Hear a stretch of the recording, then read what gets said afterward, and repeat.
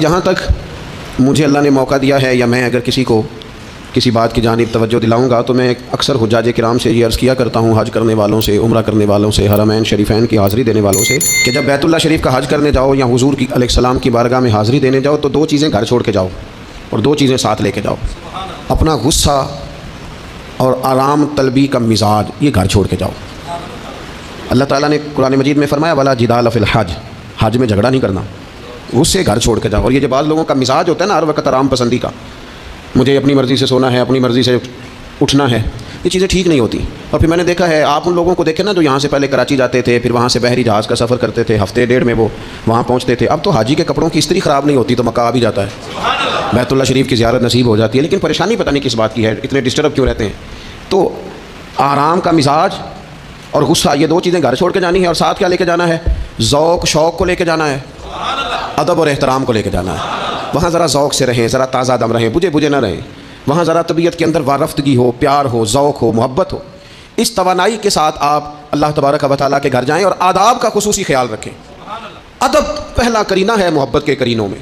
اللہ کا گھر ہو یا نبی پاک علیہ السلام کا روضہ نور ہو، ہر جگہ ادب کو ملحوظ خاطر رکھیں۔ اقبال کہتے ہیں کہ ادب کا ہیست زیر آسماں از عرش نازک تر، نفس گم کر دمی آیت جنید و با یزیدی جا۔ کہتے ہیں جو حضور کا روضہ ہے یہ عرش کے نیچے اتنی نازک جگہ ہے کہ جہاں جنید بغدادی اور بایزید بستامی جیسے لوگ بھی اپنی سانسیں بند کر کے حاضری دیتے ہیں۔ یہ ایسی نازک جگہ ہے جہاں اتنے اتنے بڑے اکابرین اور اسلاف بھی اپنی سانسوں کو روک کر چلتے ہیں۔ تو عزیز ادب سے، احترام سے، اے پائے نظر ہوش میں آ یہ کوب نبی ہے، آنکھوں سے بھی چلنا یہاں بے ادبی ہے۔ تو یہ دو چیزیں چھوڑ جائیں، دو چیزیں ساتھ لے جائیں۔ اللہ تعالیٰ اس سال حج پہ جانے والے ہر شخص کو قبولیت والا حج عطا فرمائے۔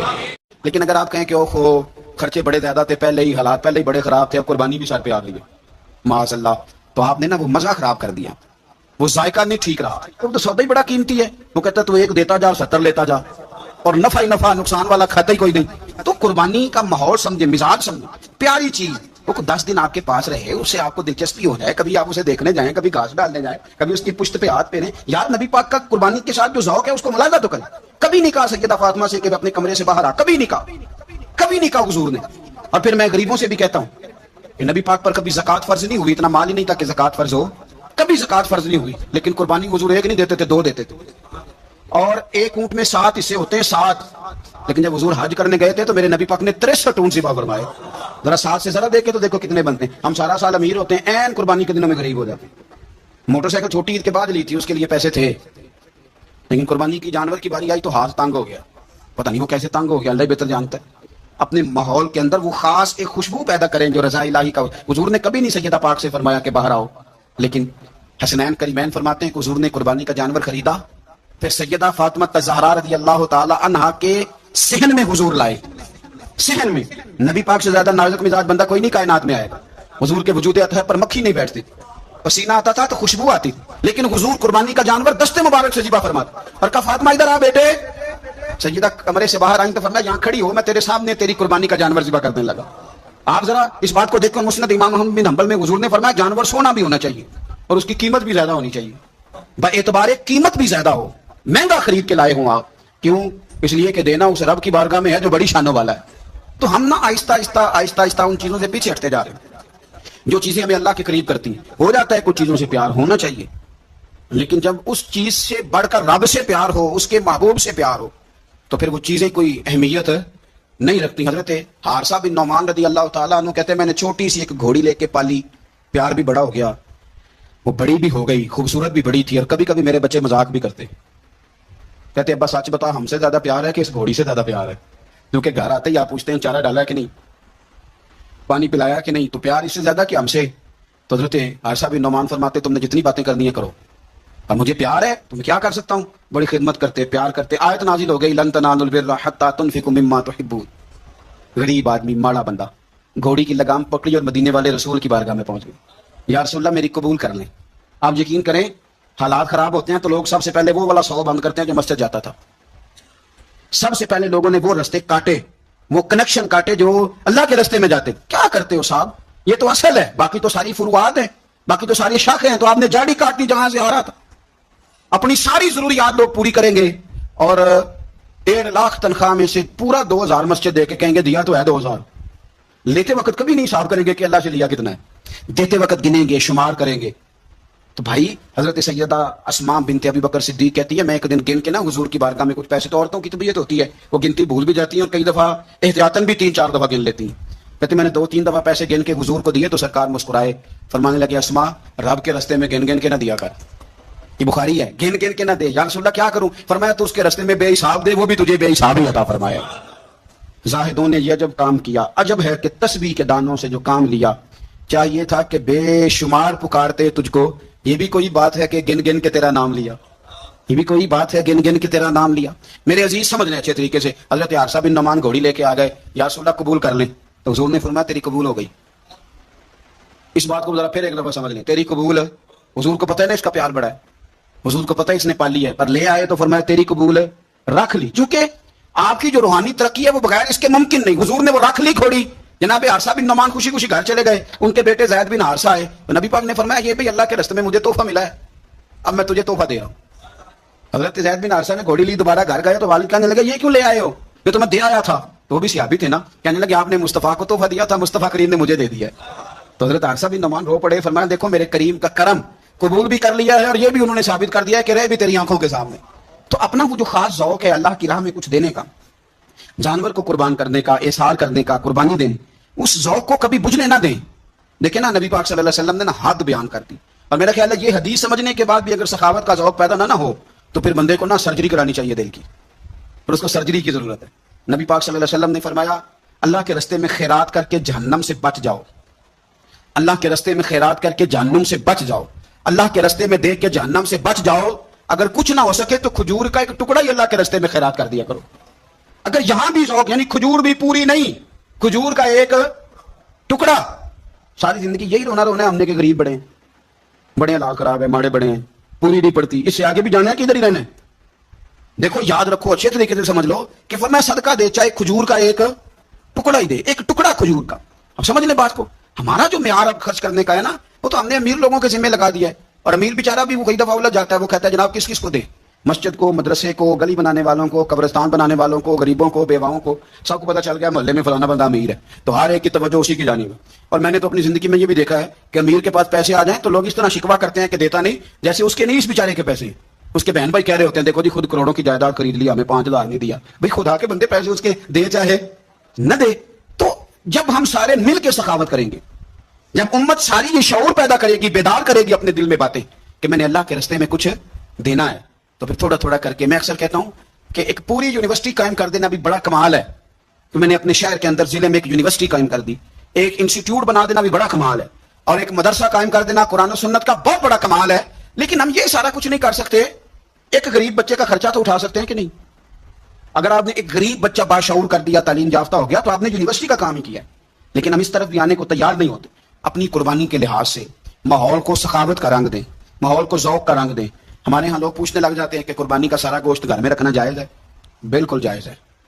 سارا گوشت کیا پورا اونٹ آپ گھر میں کھا لیں، شریعت آپ کو منع نہیں کرتی. لیکن کس نے کان میں بتایا تھا کہ قربانی کے بعد گوشت ملنا ہی نہیں؟ آپ یقین کریں، پوچھیں الیکٹریشین لوگ جو یہ کام کرتے ہیں، مکینک لوگ، ان سے پوچھیں، وہ کہتے ہیں سب سے زیادہ فریزر کا کام آنے لگ گیا. لوگ فریزر ٹھیک کرا رہے ہیں اس لیے کہ گوشت سٹاک کرنا ہے، پتہ نہیں اس کے بعد کوئی بکرا ہاتھ آئے کہ نہ آئے، آخری سمجھ کے کھانا ہے. ایسا نہ کرو. اگر سارا گھر میں رکھنے کا مفتی صاحب سے فتویٰ پوچھ لیتے ہو تو کیا کسی مفتی نے یہ فتویٰ نہیں دیا کہ سارا بانٹ دینا بھی جائز ہے؟ یہ بھی فتویٰ پوچھو کسی سے. قربانی ساری رکھنی بھی جائز ہے اور ساری بانٹ دینی بھی. ایک لقمہ بھی نہ کھائیں، ساری بانٹ دیں. آپ بانٹتے رہیں، رب کریم آپ کو اور دینے کا ارادہ فرماتا رہے گا. تو اپنے ہاں یہ ذوق، اللہ کے راستے میں خیرات کرنے کا شوق، وہ خاص توانائی، وہ خاص اور پیاری چیز. حضرت انس بن مالک رضی اللہ تعالیٰ عنہ فرماتے ہیں میں بڑا فرما بردار تھا اپنی ماں کا. اماں چولہے میں آگ جلانے لگتی تو حضرت انس بن مالک عرض کرتے اماں جی آگ تو مجھے بھی جلانی آتی ہے، روٹیاں نہیں پکانی آتی، تو میں آگ جلا دیتا ہوں، آپ روٹیاں پکا دیں. بچے سارے اچھے ہوتے ہیں پر کچھ کی ادائیں بڑی نرالی ہوتی، وہ فرما بردار ہوتے ہیں، ان سے پیار ہو جاتا ہے. حضرت انس بن مالک کہتے ہیں میری اماں بڑا پیار کرتی تھی. میری عمر 10 سال ہو گئی اور مدینہ بھی سارا نور سے بھر گیا. مدینے والے رسول ہجرت کر کے تشریف لے آئے. اب یہ لاڈلے بیٹے ہیں، ماں کے لاڈلے بیٹے. اللہ اکبر. ماں نے کیا کیا؟ حضرت انس بن مالک کا بازو تھاما. مدرسے میں نہیں لے کے گئی، یونیورسٹی میں نہیں لے کے گئی، کالج میں نہیں لے کے گئی، جہاں سے سارے علم جنم لیتے ہیں نا، جہاں سے ساری یونیورسٹیاں بنتی ہیں، اس معبود کی بارگاہ میں بیٹا پیش کر دیا. دل پہ ہاتھ رکھ کے بتاؤ، میں نے کہہ دیا، آپ نے سن لیا. عشق ہو جائے ہمیں مرشد سے، عشق ہو جائے ہمیں استاد سے. لوگ بچہ پڑھنے کے لیے تو ان کے ادارے میں بھیج دیتے ہیں. کبھی آپ نے سنا ہو کہ کوئی بچہ اس لیے بھیج دے کہ یہ آپ کے گھر کے کام کاج کرے گا؟ یہ بڑا مشکل کام ہے. انسان کو اولاد کمزور کر دیتی ہے. بندہ اولاد کے حق میں بزدل ہو جاتا ہے. وہ نہیں تسلیم کرتا کہ میرا بچہ اس طرح نوکری کرے. لیکن یہ شان ہے ان کے غلاموں کی. حضرت انس بن مالک کا بازو تھام کے ماں نے کہا, اور ماں نے کہا مستقبل کی کوئی فکر نہیں, لا کے حضور کی بارگاہ میں پیش کیا. عرض کرنے لگی یا رسول اللہ صلی اللہ علیہ وسلم, انس نہ آپ کے گھر کے کام کاج کیا کرے گا. یہ جو مزاج ہے نا خدمت کا, یہ ذوق, یہ رنگ, ہم لوگ جو ہوتے ہیں نا, ہم اور سٹیٹس میں زندگی گزارنا چاہتے ہیں. لیکن فقر کا, طریقت کا سٹیٹس اور ہوتا ہے, اور ہوتا ہے. وہ کیا کسی شاعر نے 2 جملوں میں بات ختم کر دی, اسا کیا تیریاں ویکھ کے ادامہ میں مرید ہو گئی. وہ بعض ادائیں ایسی ہوتی ہیں کہ جن پہ خود بخود پیار آتا ہے, پیار چھلکتا ہے, پیار خود بخود جو ہے وہ آؤٹ کر کے نکلتا ہے. تو عزیز یاد رکھنے, حضرت انس بن مالک کہتے ہیں میری اماں مجھے چھوڑ گئی, کہنے لگی سونیا مما تحبون, پتر مجھے پیارا ہے. چونکہ پیارا ہے تب یہ سیدہ فاطمہ کے گھر میں کام کاج کرے گا. چونکہ پیارا ہے تو سیدہ عائشہ صدیقہ کو سودا سلف لا کے دے گا. چونکہ پیارا ہے تو حسنین کریمین کی نوکری کرے گا. حضرت حفصہ اور میمونہ کے گھر کا کام کرے گا. انس بن مالک کہتے ہیں میں نے کوئی تعلیم نہیں پڑھی, میں نے کہیں بیٹھ کے کچھ نہیں سیکھا. لیکن آپ کتابیں کھول کے دیکھ لیں, ایک بہت بڑی تعداد ہے حدیثوں کی جو حضرت انس بن مالک نے روایت کی ہے. وہ کہتے ہیں میں تو کھیلتے کھالتے ہی مصطفیٰ کی باتیں سنتا رہا اور رب نے مجھے عالم بنا دیا. عالم. اور فرماتے ہیں ایک دن حضور نے صرف کہا تھا, لمبی چوڑی دعائیں نہیں, اور میں نے کہا بھی نہیں, میں نے نہیں کہا. ایک دن مدینے والے محبوب نے کہا تھا جا اللہ تیرے مال میں بھی برکت دے, تیری اولاد میں بھی برکت دے. ختم ہو گئی بات. لمبی دعاؤں کی کیا حاجت تھی؟ ایک جملہ حضور نے فرمایا. اور کیوں فرمایا؟ کہ میری ماں مجھے چھوڑ گئی تھی. فرماتے ہیں کہ وہ حضور نے دعا دے دی, میں وہی بیج ڈالتا تھا جو سارا مدینہ ڈالتا تھا, وہی پانی لگاتا تھا جو سارا شہر لگاتا, اسی طرح ہل چلاتا تھا جس طرح سارا شہر چلاتا تھا. پر باقیوں کے باغ میں سال میں 1 دفعہ پھل آتا تھا, میرے میں 2 دفعہ پھل آتا تھا. آپ فرماتے تھے میں اس وقت موجود ہوں تو میرے بیٹے بیٹیاں پوتے پوتیاں, میری اولاد کی تعداد 100 سے زیادہ ہے. اتنی میرے چمن میں بہار آئی ہے. دوستو ایک صحابی تھے حضرت مصعب ابن عمیر, چڑھتی جوانی, بڑے خوبصورت کپڑے, اتنا مہنگا جوڑا مکے میں اور کوئی نہیں پہنتا تھا جتنے مصعب ابن عمیر پہنتے تھے. اتنی اعلیٰ قسم کی چیزیں اور کوئی نہیں کھاتا تھا جتنی وہ کھاتے تھے. لاڈلے تھے. کلمہ پڑھنے آئے دار ارقم میں. نبی پاک نے فرمایا تو ناز و نام میں پلا ہے, اس رستے کا مسافر کیسے بنے گا؟ یہاں تو ٹھوکرے ہیں, یہاں تو مار کھانی پڑتی ہے, تو کیسے بنے گا؟ عرض کی یا رسول اللہ آپ کلمہ تو پڑھائیں.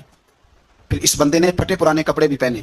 پھر مولا علی شیر خدا کہتے ہیں میں نے اس نوجوان کو دیکھا کہ ایک پیر میں جوتا ہوتا تھا, دوسرے میں نہیں ہوتا. وہ جین جان دا کچھ وسا نہیں ہوں کہ جان یار نو دے تے شاد ہو جا, اس سے دل دے ہیں فساد سارے, دل دلبر نو دے تے آزاد ہو جا, جو رکھے عباد تے رو وس دا, تے جدوں کرے برباد برباد ہو جا. آپ فرماتے ہیں پھر وہ دن رات کوئی فرق نہیں.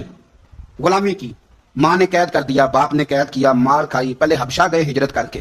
وہ بچہ جو کسی کو خاطر میں نہیں لاتا تھا, یہ وہ مصعب ابن عمیر ہیں. اپنی جان پسند تھی تو حضور کے حوالے کر دی. مدینے میں نبی پاک نے انہیں اپنے سے پہلے مبلغ بنا کے بھیجا. ہر سردار کی منتیں کی, ہر سردار کی منتیں کی, کلمہ پڑھ لو. وہ چڑھتی جوانی, بڑا بادشاہ آدمی, لوگ اپنا رویہ توڑنا نہیں چاہتے. جو بندہ زندہ ہوتا ہے اس میں لچک ہوتی ہے, جو پورا اکڑ جائے سمجھو مردہ ہے. اور جو آدمی لچک والا ہو وہ تو بڑے کام کر لیتا ہے, اور اگر اکڑ جائے تو پیروں میں بھی شے آ جائے تو پکڑ سکتا ہے. یہ سمجھ لینا, بہت سارے لوگوں کو زندگی میں کچھ نہیں ملا اس لیے کہ وہ اندر لچک ہی کوئی نہیں تھی. تکبر کے بت بنا کے پوچھتے رہے ساری زندگی, تو ملے گا کیا؟ مصعب ابن عمیر کہتے ہیں ہر چیز قربان کر دی حضور کے نام پہ. احد کے میدان میں شہید ہوئے. اس نے ہر مہینے نیا جوڑا پہنا, اعلیٰ کھانے کھائے. اس بندے کو جب کفن دیا جا رہا تھا تو کپڑا پورا نہیں تھا, سر ڈھانپتے تھے تو پیر ننگے, پیر ڈھانپتے تھے تو سر ننگا, تینوں لب دیں آپ گواچے. پورے وجود کے لیے کپڑا موجود نہیں تھا. حضور نے فرمایا سر ڈھانپ دو اور پیروں پہ گھاس ڈال دو. بات بیت گئی. وہ جب انہوں نے کلمہ پڑھا تھا اس کو 20 سال ہو گئے. وہ مکے میں دار ارقم میں کلمہ پڑھا تو یہاں ان کی لاش مبارک پر کھڑے ہو کے میرے نبی پاک نے ساری تاریخ دہرائی. فرمایا یہ وہ نوجوان تھا جو ناز و نام میں پلا تھا, نے بڑے اعلیٰ کھانے کھائے, اعلیٰ کپڑے پہنے. جناب جس کا حال یہ ہے کہ اس کے بدن پر کپڑا موجود نہیں. فرمایا اس طرح کرو ذرا, ساری تاریخ حضور نے بیان کی, لوگوں کو بتلایا, جو نئے آنے والے تھے ان کو بتایا. فرمایا اب ذرا ان کو پیروں پہ گھاس ڈال کے قبر میں ڈالو, اور فرمایا ذرا ان کو بھیجو تو صحیح, انشاءاللہ میرا رب جب ان سے ملے گا تو بڑا راضی ہو کے ملے گا. اللہ راضی ہو کے ان سے ملے گا. تو اپنی جو پیاری چیز ہے نا یہ چھوڑ دیں.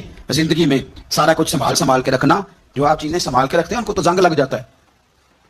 جو چیزیں سنبھال کے رکھتے ہو تو باسی ہو جاتی ہیں. اللہ کے راستے میں دو کنویں سے پانی نکل جائے تو نیچے سے تازہ آ جاتا ہے, اور اگر کوئی پانی نکلے نہ تو جو کھڑا ہوتا ہے اس میں زنگ آ جاتا ہے, وہ باسی ہو جاتا ہے. اس لیے خوبصورت جانور لیں جن کو اللہ نے توفیق دی, اور اچھے طریقے سے اس کی خدمت کریں جو چند دن رہ گئے. پھر خوبصورت انداز میں. ہمارے کسانیوں کو بڑی جلدی ہوتی ہے, جانور میں ابھی جان موجود ہوتی ہے تو وہ کھلڑی اتارنے بھی شروع کر دیتے ہیں. اس کو سلیقے سے ذبح کریں. اور یہ ختم والی چیز بڑی برکت والی ہوتی ہے, تو یہ تو اللہ کے نام پہ ہے. تو اس کی ایک ایک بوٹی کی حفاظت کریں اور اچھے طریقے سے اس کو پہنچائیں. کوئی بے قدری کا مظاہرہ. کچھ مالدار جو بڑی قربانیاں دیتے ہیں وہ قدر نہیں کرتے. ایک ایک کاش کی ایک ایک ٹکڑے کی قدر کرے, اس لیے کہ یہ رب کے نام کا جانور ہے. اور کوشش کریں. اصل میں نا امیروں کے یار بھی امیر ہوتے ہیں. صحیح کہہ رہا ہوں. تو پوچھتے ہیں تو نے قربانی کیا جی, تو نے کیا تو کہتے ہیں جس دفعہ سب نے کی ہے. تو تھوڑا سا نا اپنے یاروں سے نکل کے, اپنے قریبیوں سے نکل کے دیکھیں, بہت سارے ہیں جنہوں نے نہیں کی.